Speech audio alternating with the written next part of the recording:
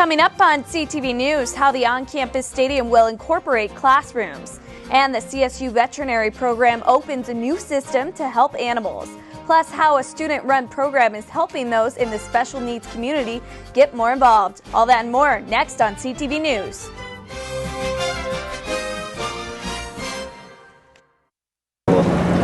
Increase the amount of athletic interest on the campus, especially since a lot of students have to, wait to leave campus in order to go see football games. The on-campus stadium is official. I'm Lena Howland. And I'm Mackenzie O'Keefe. President Tony Frank and the Board of Governors approved the stadium construction. The entire building will cover about 1 million square feet just south of campus. The plan is to complete the football stadium with the academic classrooms in 2 years from next fall, and students on campus are concerned how this construction will affect them. I think it's a good idea because then I think it'll be safer for students who are planning to drink, because right now where the stadium is, I think it's easier for students to drink and drive. It sounds exciting, and I like all the plans that I've seen of it. It looks really cool, but I don't know if I would agree with any tuition hikes or any things like that to pay for it. I think it's going to be really cool. I think a lot more people will go to the games since it's going to be on campus. I think it'll be a lot of fun. I wish I was still going to be here. I feel like the stadium will increase the amount of athletic interest on the campus, especially since a lot of students have to, wait to leave campus in order to go see football games. But I don't think that it's a necessary use of money. I think that it'll increase traffic around campus, and that unless we have a way to use what we already have at Hughes Stadium in a better way, then there's really no need. I don't have a car here, so it's kind of hard to get to the stadium otherwise. I have friends that have a car, but coming from out of state, I'm not going to bring my car up here for the amount of money they ask for it. I think it's great. It's good for tax revenue, and it's going to increase our football program, and then eventually that'll lead to increasing revenue for other things like research. I think now that there's classroom space in it, it's a better idea, and they've chopped off some of the budget. But then again, I'm a little bit on the fence. I think our old stadium is all right, and it's not going to attract better football players. The proposed on-campus football stadium is moving forward with construction plans after CSU President Tony Frank announced at the Board of Governors meeting that the stadium that the budget had been decreased by nearly $20 million. His updated plan for the stadium now includes classrooms.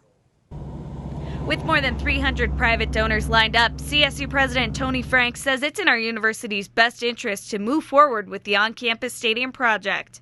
We've been looking at the design of the possible stadium, what it would look like, and while trying to keep the same quality and essentially the same size and structure of the building. CSU spokesman Mike Hooker tells us architects have found $20 million in savings. Just changing some of the engineering and some of the details that go into the project design to get that cost down a little bit lower. And have also added 55,000 square feet of classrooms to the plan. Clearly it's a football stadium, but it's also more than that. And so as this idea has continued to evolve, we look at having on the east side of the building largely, and possibly right now the design calls for it to wrap a little bit around to the north side. Always looking for places to add on to the university, Frank felt like this would be a prime opportunity for more classrooms. It makes sense to do that and then have this building serve multiple purposes. Construction will begin in the fall of 2014 in these very parking lots. Now, we've been told the project will take about 2 years to complete, but the on-campus stadium should be ready for football season in 2016. And which departments will get the classrooms is still under review. 55,000 square feet in this facility would go to any number of academic departments that have expressed interest, and we're still trying to sort out exactly who would get that space and exactly how it would be configured. The stadium location is still planned for the southwest corner of campus. The on-campus stadium is now a $226.5 million privately funded project. CSU President Tony Frank says he believes CSU will have raised about $37 million of that by the end of the year. A local CSU bookstore is being turned into a bar. The store on Laurel and Mason Street just acquired their liquor license yesterday and have officially started construction. It will remain open throughout the construction. The university-themed sports bar will still include CSU merchandise on the lower level, but the restaurant and bar will be on the upper level. The new sports bar will be called The Boot. And Donnie Luckett from Ecolab in the LSC has passed on the baton to Sydney Schulz, marketing assistant for Ecolab. This week, Sydney takes us through what's left of the LSC on a tour to find different food options.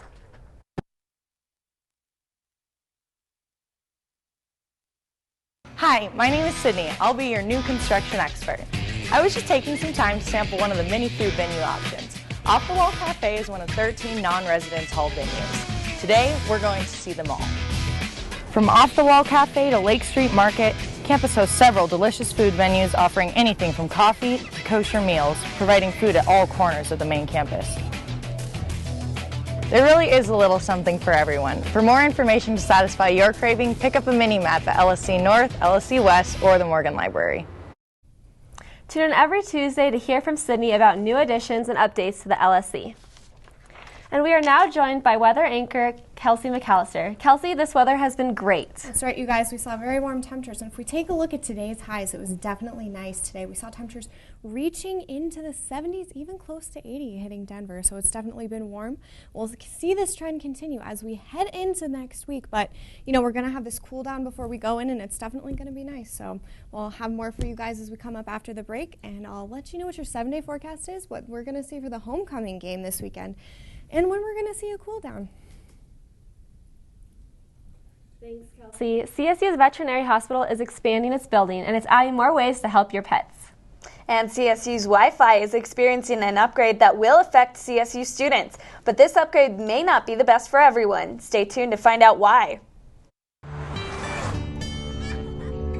They say that when you're facing extreme danger, your life flashes before you.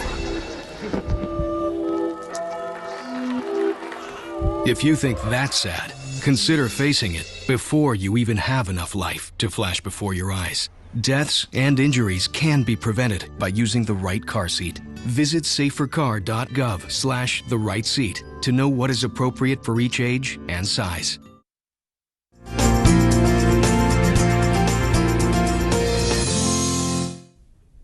Welcome back to CTV. I'm weather anchor Kelsey McAllister filling in for Ashley Wallinger tonight.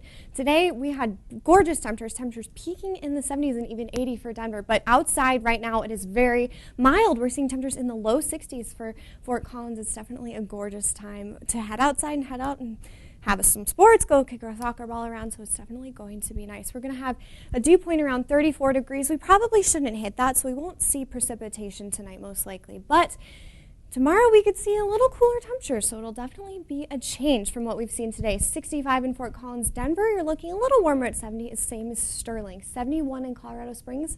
Pueblo, you're looking at 78 degrees. As we move to the high country, 54 in Vail. In Gunnison, you're going to be a little bit warmer at 62 degrees, but 66 in Craig, 72 in Grand Junction, and 52 in Telluride. On the Eastern Plains, we're going to see hot temperatures, 80 degrees in Burlington and Lamar. You're going to be in the mid-80s. It's definitely going to be warmer there, and 70 degrees in Sterling. But the 7-day does show a change coming into the future. We're going to see mild temperatures tomorrow, and they're going to stick around. So tomorrow we're going to have temperatures in the mid-60s with mostly sunny skies. But by Thursday, we're going to drop down slightly and add a chance of precipitation. We can maybe see some rain-snow mix. That's probably going to be for the higher elevations, though. But as we head into Friday, Saturday, and Sunday, we're going to be relatively cool but sunny skies. The homecoming game is going to be mild. You're going to want to bring a jacket with you. But Monday, we're going to warm up or cool down a little bit, so it'll definitely be a little chillier. That's all the weather I have for you today. I'm headed to Arizona this weekend, where it'll be a little bit warmer, but Ashley will give you the forecast on Thursday and let you know what the weekend's going to be like. Back to you, Mackenzie and Lena. Thanks, Kelsey. Human remains have been found in Larimer County and identified as 60-year-old Patricia Faye Goodwin of Cedar Cove. She was the last of the 2 missing people in Larimer County after the flood. 2 contract workers discovered the remains and debris just outside the Big Thompson River. The workers were doing hazard material assessments when they found the remains. Authorities say death was caused by drowning. CSU's Wi-Fi is in store for an upgrade. The University Technology Fee Advisory Board approved plans to upgrade the entire Wi-Fi system for CSU. The board says students have trouble with Wi-Fi because of an overload on the network connection CSU-Net. The new connection will allow more activity and will let more students connect to the internet.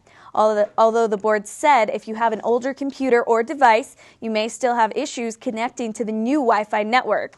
Until the plan goes through, the technology board suggests students try to connect to CSU-Net 5 instead. If your pet ever had a sudden illness, snake bite, or urgent medical need, the CSU Veterinary Teaching Hospital can help you out. Pets with emergency medical needs can now be treated at any time, any day at the newly built Emergency and Critical Care Center at the Veterinary Teaching Hospital. So to remodel all that, we were successful in our fundraising. We're able to do the construction from start to finish in about 4 or 5 months and open this past month. The new center provides urgent care, a special cat room, an abundance of space for sick animals, an isolation room for infectious animals, and state-of-the-art technology. On a busy day, accommodate 20 to 30 patients through the service, and again, being that we're both the emergency service and the critical care unit, many of those cases are going to stay next door. The center is not only a training ground for the third best vet school in the nation, but also a place for local pets. Behind me is the CSU Veterinary Teaching Hospital, where the new Emergency and Critical Care Center has only been open for 2 weeks. CSU students and members of the community can bring their pets in for critical care. The Veterinary Teaching Hospital is excited to continue with renovations and to continue to fulfill their excellence in teaching, research, and animal services. Be able to go to the community and go to our clients and get this kind of response and build this kind of facility, I'm really proud and really happy to have that kind of help. The hospital's next step will be to renovate small animal orthopedics, canine sports medicine and rehabilitation, and neurology. CSU students are helping those with disabilities in the community, and they're making quite a splash about it. Stay tuned after the break to see what they're doing. And one CSU student you might recognize is reaching out on campus and hoping to make a difference. Amazing how much you can change someone's day or someone's life with just a hug. Colorado State University is committed to expanding access to education. Today, that includes online learning. CSU brings faculty and programs to students around the state and around the world. With flexibility to earn a degree online from a world-class university, and the ability to balance education with work and family. Learn more at succeedwithcsu.org. So, I'm kind of new here, but I've noticed a trend. My human does this funny thing where she goes around and gets all my toys, and then she hides them in that basket by the door. You know, but it's always the same basket, and it's always in the same place. And then she acts so surprised when I find them, but, you know, she's putting them in the same basket again. It's like, hello, that's where you put it last time. You were the worst at hide and go seek.